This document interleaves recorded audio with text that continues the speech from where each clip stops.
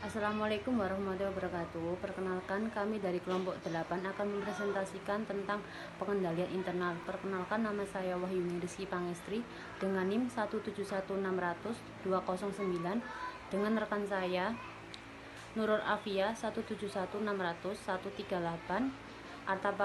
Arta Prawira Dinata 171600142, Azizatur Rofa 171600197.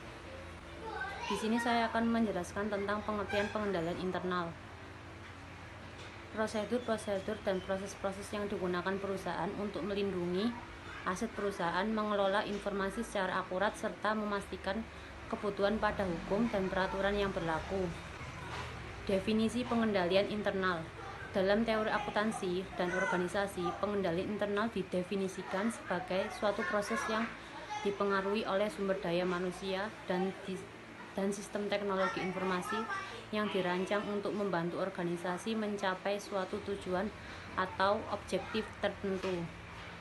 Tujuan pengendalian internal dan komponen pengendalian internal, yaitu tujuan pengendalian internal. Pengendalian internal merupakan tanggapan manajemen terhadap resiko yang diketahui dengan hal perkataan atau pengendalian internal mencapai tujuan pengendalian tertentu.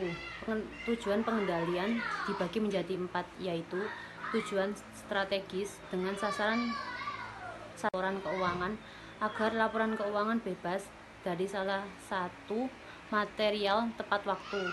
Yang ketiga, tujuan operasional, di mana pengendalian mengamankan operasi entitas yang dikenal sebagai operasional control. Yang keempat, tujuan kepatuhan terhadap peraturan hukum dan ketentuan perundang-undangan. Komponen pengendalian internal yaitu lebih luas dari kegiatan pengendalian controlling seperti perusahaan, tugas, dan rekonsiliasi saldo. Pengendalian manajemen yang diawali TCWG menciptakan dan mempertahankan budaya jujur dan perilaku entitas.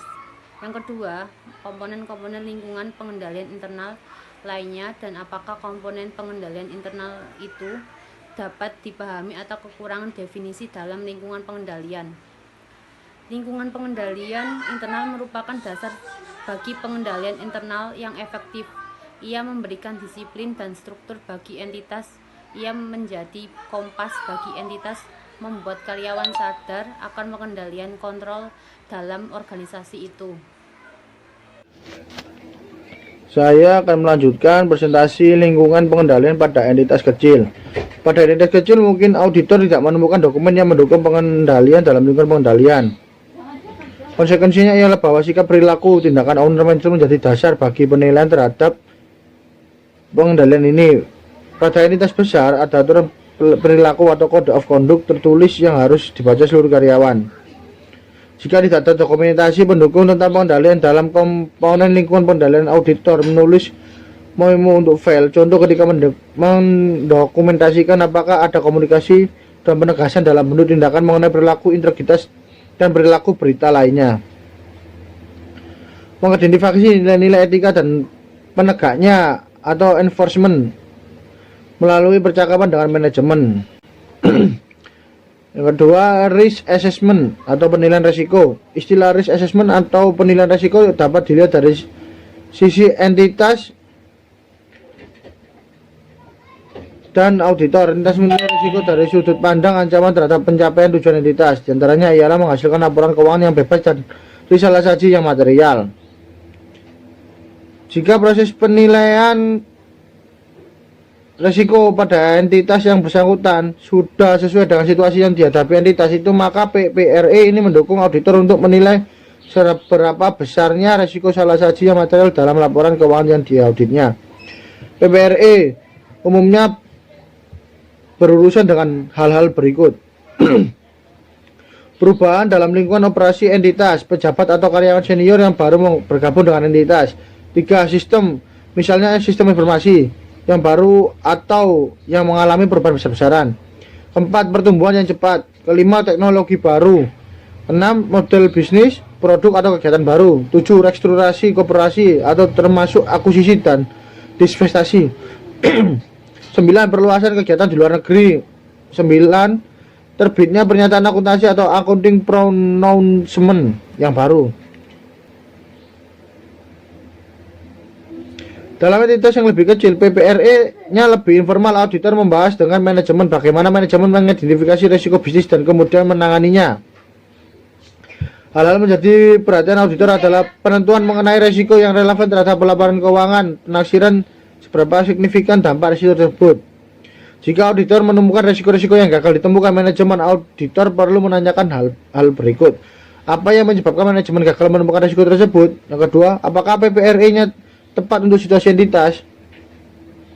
Jika auditor menemukan kelemahan dalam PPRE atau PPRE tidak ada atau tidak berfungsi, auditor wajib mengkomunikasikan hal tersebut kepada manajemen dan TCWG. Informasi sistem informasi. Manajemen dan TCWG memerlukan informasi yang andal untuk 1. Mengelola entitas seperti perencanaan, penganggaran, pemantauan kinerja, pengalokasian sumber daya, penetapan harga, dan pembuatan laporan keuangan. Yang kedua, mencapai tujuan entitas, dan ketiga, mengidentifikasi, menilai, dan menanggapi faktor risiko. Suatu sistem informasi meliputi infrastruktur, komponen fisik, dan perangkat keras, perangkat lunak, manusia, prosedur, dan data. Banyak sistem informasi menyebabkan informasi untuk mendukung tercapainya tujuan pelaporan keuangan dan tujuan pengendalian internal. Komunikasi adalah unsur kunci dalam suksesnya suatu informasi. Komunikasi yang efektif secara internal membantu karyawan memahami tujuan pengendalian internal, proses bisnis, dan peran serta tanggung jawab masing-masing pegawai. Assalamualaikum warahmatullahi wabarakatuh. Saya Nurul Afia. Saya akan melanjutkan presentasi dari Akta. Di sini saya akan menjelaskan mengenai kegiatan pengendalian. Kegiatan pengendalian adalah kebijakan dan prosedur yang memastikan bahwa petunjuk dan arahan manajemen dilaksanakan. Pengendalian ini merupakan tanggapan atas risiko yang jika tidak ditanggulangi akan mengancam tercapainya tujuan entitas. Kegiatan pengendalian dirancang untuk mengulangi risiko yang bisa terjadi dalam kegiatan sehari-hari seperti pengolahan transaksi dan pengamanan aset. Pemantauan. Komponen pemantauan menilai efektifnya kinerja pengendalian internal dalam berjalannya waktu. Tujuannya ialah untuk memastikan bahwa pengendalian berjalan sebagaimana harusnya, dan jika tidak, maka tindakan perbaikan diambil. Pemantauan memberikan umpan balik kepada manajemen mengenai apakah sistem pengendalian internal yang dirancang untuk mengatasi risiko 1.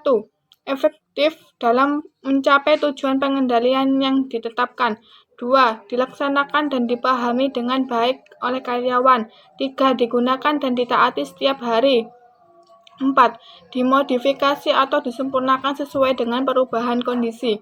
Pemantauan berkala berupa evaluasi terpisah dari kegiatan yang sedang berjalan, misalnya yang dijalankan oleh audit internal dalam entitas besar, tidak lazim dilakukan oleh entitas.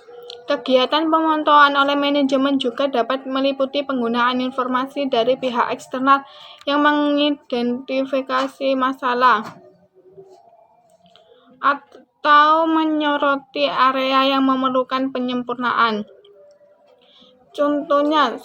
Keluhan dari pelanggan. 2. Komentar dari lembaga pengatur seperti lembaga keuangan dan regulator.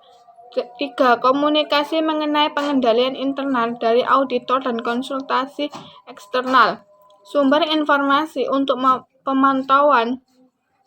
Banyak informasi yang digunakan untuk pemantauan dihasilkan oleh sistem informasi entitas itu sendiri. Manajemen mungkin cenderung menganggap informasi tersebut akurat. Jika informasi tersebut tidak akurat, ada resiko bahwa manajemen membuat kesimpulan yang salah dan keputusan yang buruk. Oleh karena itu, ketika auditor mengevaluasi pemantauan atas pengendalian, ia perlu memahami sumber informasi yang berkaitan dengan kegiatan pemantauan dan apa yang mendasari kesimpulan manajemen bahwa informasi tersebut cukup andal untuk tujuan pemantauan. Elemen-elemen pengendalian internal. 1. Lingkungan pengendalian berkenaan dengan tindakan-tindakan, kebijakan, dan prosedur-prosedur mencerminkan keseluruhan sikap manajemen dan komersial pemilik dan pihak-pihaknya. 2. Pemantauan risiko manajemen. Untuk pelaporan keuangan mencakup identifikasi, analisis, manajemen risiko yang berkaitan dengan penyiapan laporan keuangan yang disajikan secara wajar sesuai dengan prinsip akuntansi yang berlaku secara umum. 3. Aktivitas pengendalian adalah kebijakan dan prosedur yang membantu menjamin bahwa arahan manajemen dilaksanakan. Aktivitas pengendalian memiliki berbagai tujuan dan diterapkan di berbagai tingkat organisasi dan fungsi. Pemrosesan data dan diintegrasikan dalam komponen pengendalian lainnya. 4. Informasi dan komunikasi. Sistem informasi yang relevan dengan tujuan pelaporan keuangan. Mencakup sistem akuntansi yang terdiri dari metode dan catatan yang dibangun untuk mencatat, mengelola, meringkas, dan melaporkan, dan untuk menyelenggarakan akuntabilitas terhadap aktiva, utang, ekuitas yang bersangkutan. Demikian presentasi saya. Selanjutnya akan dijelaskan oleh Ais. Assalamualaikum warahmatullahi wabarakatuh. Saya Aisatul Rofa, NIM 171600197. Selanjutnya saya akan menjelaskan mengenai tentang unsur-unsur sistem pengendalian internal. Yang pertama, struktur organisasi yang memisahkan tanggung jawab fungsional secara tegas. Yang kedua, sistem wewenang dan prosedur pencatatan yang memberi perlindungan terhadap unsur-unsur laporan keuangan yang terdiri dari aktiva, pendapatan, dan biaya. Yang ketiga, praktik yang sehat dalam pelaksanaan tugas dan fungsi setiap unit. Yang keempat, karyawan bermutu sesuai dengan tanggung jawabnya. Selanjutnya yaitu keterbatasan pengendalian internal. Berikut ini adalah keterbatasan bawaan yang melekat dalam setiap pengendalian internal. Yang pertama, kesalahan dalam pertimbangan. Yang kedua, gangguan. Yang ketiga, pengabaian oleh manajemen. Yang keempat, biaya lawan manfaat. Next, karakteristik pengendalian internal. Yang pertama, tepat waktu. Yang kedua, ekonomis. Yang ketiga, akuntabilitas. Yang keempat, fleksibilitas. Yang kelima, menentukan penyebab. Kesimpulannya adalah pengendalian internal merupakan salah satu sarana yang digunakan untuk mengevaluasi efektivitas pengelolaan dari suatu perusahaan. Melalui pengendalian internal ini, pihak manajemen dalam perusahaan dapat mengetahui sampai sejauh mana pelaksanaan efektivitas perusahaan telah tercapai, masalah-masalah yang ada dalam perusahaan, juga cara-cara mengatasi masalah tersebut. Pengendalian internal perusahaan terdiri dari 5 unsur atau komponen.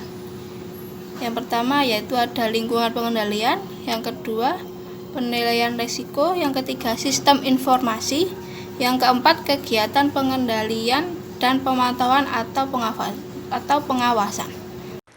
Sekian dari presentasi kami, kurang lebihnya kami mohon maaf. Wassalamualaikum warahmatullahi wabarakatuh.